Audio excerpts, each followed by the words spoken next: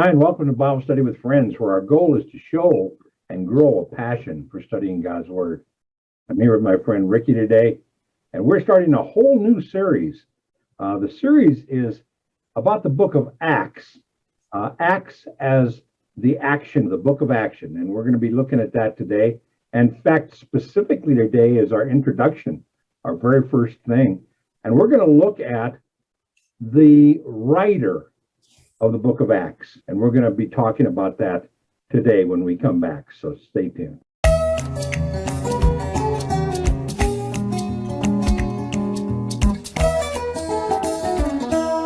Hi, and welcome back to Bible Study with Friends.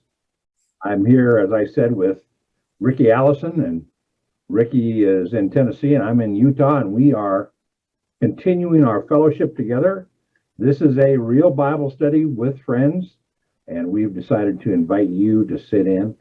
If this is a blessing, we'd love you to subscribe and you hit the little bell and you'll get notifications every time we do this study. And I'm doing 4 or 5 other studies a week that we post on Monday, Tuesday, Wednesday, and Thursday of every week. So you'll get notified when we put up a new video. How you doing, Ricky? Doing great. Good to be with you again. Listen, I wanted to remind you, if you want to know more about the ministry of Bible Study with Friends, we have a website. It's in the description down below. It's also sitting right here. And I'll put it on the screen just so that you get an opportunity. Come visit us, look around, see what we do and why we do it. And I think you'll be blessed. It'll also give you an opportunity to join our prayer team and get involved with what we're doing. Today, we're going to be looking at the author of the book of Acts. Now, Acts is interesting in that it is the second volume of a 2-volume set. Do you know the first volume, Ricky? I believe the book of Luke. Luke, the physician, wrote both the Gospel of Luke, and then he continues right on with basically the story of the early church. And we'll see that today. There's some interesting differences, but there's some similarities that are startling. For example, we think of the book of Luke as a gospel to the church, and we think of the book of Acts as a history to the church. But both of them are written to a person. Both of them are addressed to Theophilus. Now, we don't know for sure whether Theophilus was a person or whether he was a category of person. The word Theophilus means friend of God, or Theo is God, and Philosopher, or anyway, that comes from phileo, which means friend. So it's a liker of God, one who likes God, one who is a friend of God to believers.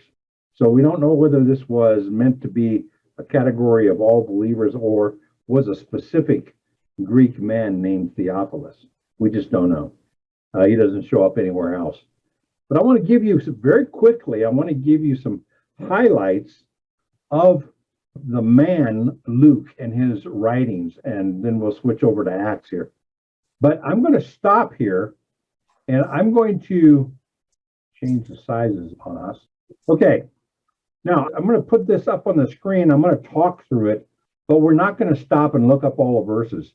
If you'd like to, you can stop the video and you can copy down these references to the various verses that we'll be talking about. So let's get started. First of all, Luke is unique in that he is the only writer, the only author in the New Testament that is not a Jew. There are letters written to non-Jews, but he is the only author that God inspired to write books of the New Testament. So he is a Gentile. Now, a lot of people think that he joined Paul, that he was the man of Macedonia we're going to see in the book of Acts. But really, that doesn't quite make some sense, and we'll talk about that when we get there. But tradition says that he was from the church at Antioch, where he met Paul, and begins to travel with him at a later date. We'll see that in a minute. It was written, the book of Luke was written between 58 and 60 AD. The book of Acts is written about 62 AD. In fact, the last time Luke is ever mentioned in the New Testament is in 2 Timothy chapter 4, verse 11, and that's written about 63 to 64 AD. So that's the last time he's mentioned in the scriptures. He is Greek, as I said. Now, when he writes, both in the book of Luke and in the book of Acts, he uses a very formal, very beautiful form of Greek. He's a well-educated man. He's a doctor. And he basically represents a gift to the Apostle Paul, as he needs a doctor. And God gives him a doctor to travel with him. And we'll see that.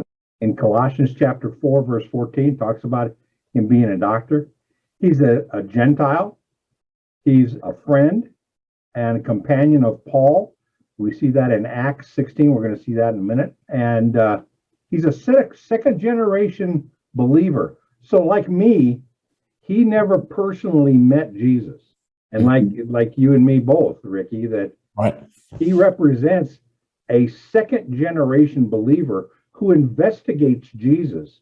In fact, he investigates Christ as a scholar, as a historian, and goes after who Christ was.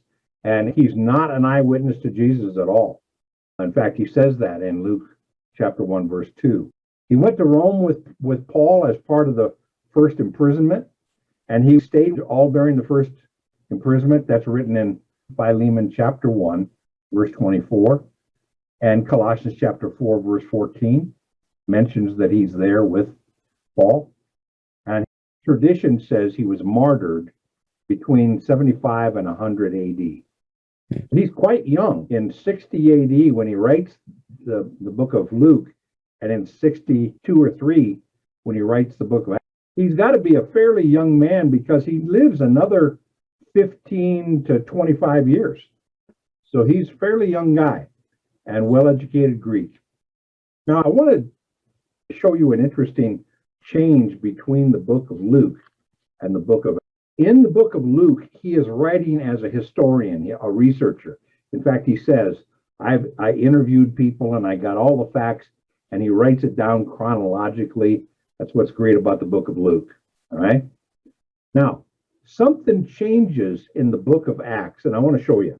All right. In the book of Acts, we have part of the book is history, which is what he researched for the book of Luke. But part of the book is a personal journal. And I want to make that distinction because there is a point in the book of Acts where it's no longer him reporting on the research he did, but there is a part of Acts that it changes to be a personal journal and a personal history.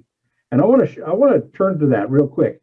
Turn to Acts chapter 16, verse 10, Ricky. All the way from Acts chapter 16 to verse 10 to chapter 28, verse 16, almost the very end.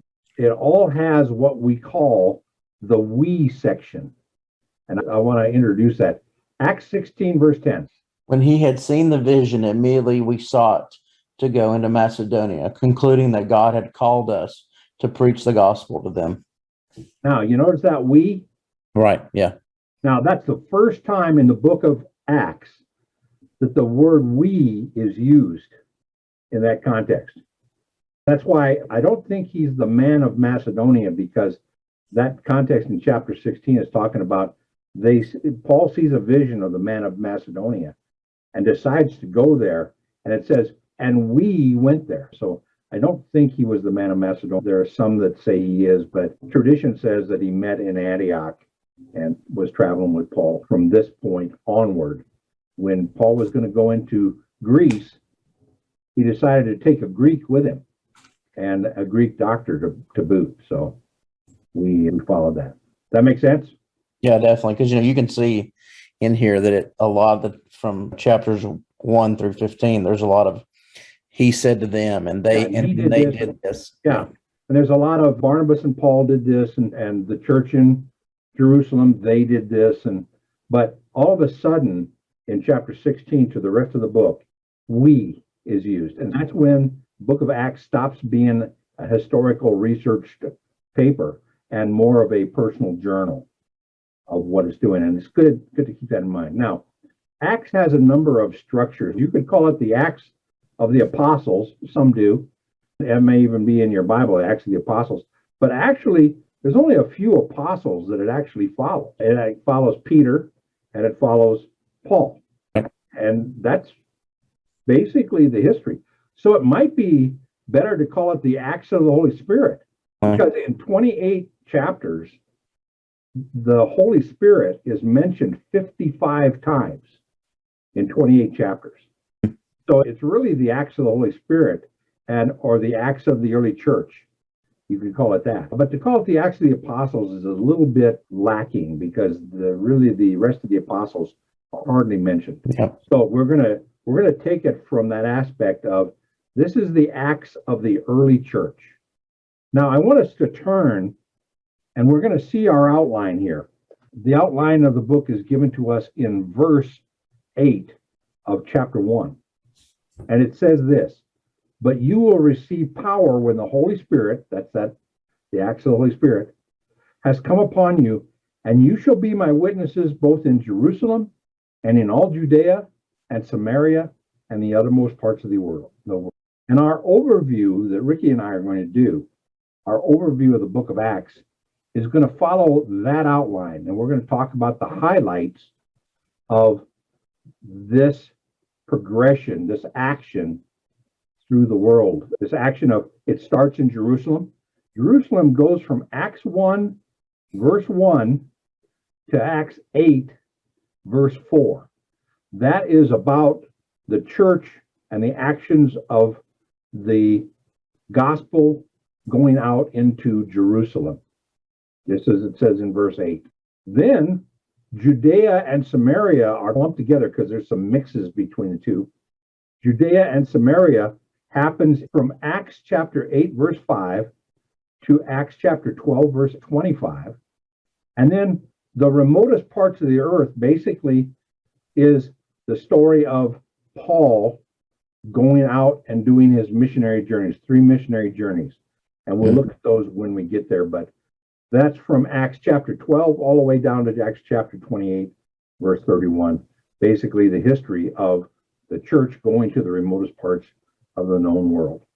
I read something interesting as I was preparing for this. The book of Luke is taking you on a journey to Jerusalem, and then Acts is taking you the journey away from Jerusalem. Jerusalem on. Yeah. Yeah.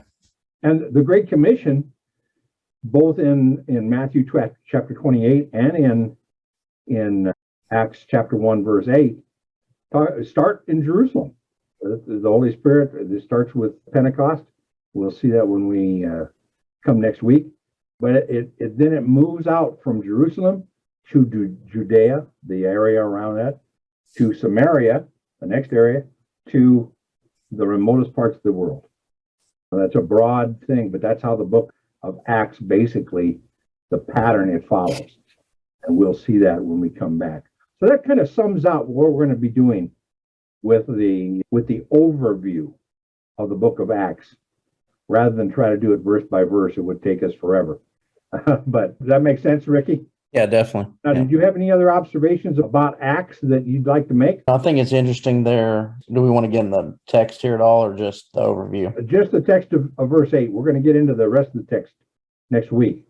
Yeah. We're going to, this idea of they receive power, and the Holy Spirit is mentioned here twice. Holy Spirit, remember this is the Acts of the Holy Spirit. Yeah. He's mentioned twice that you will receive power when the Holy Spirit comes upon you, and you shall be my witnesses, both in Jerusalem and Judea and Samaria and the remotest parts of the earth. And that is basically the structure we're going to be handling. Okay?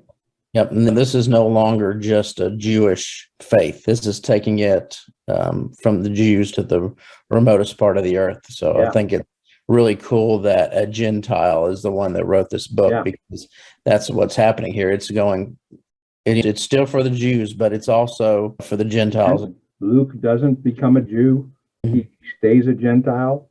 He's not circumcised. He's a Gentile believer, just like you and I, Ricky. And, right.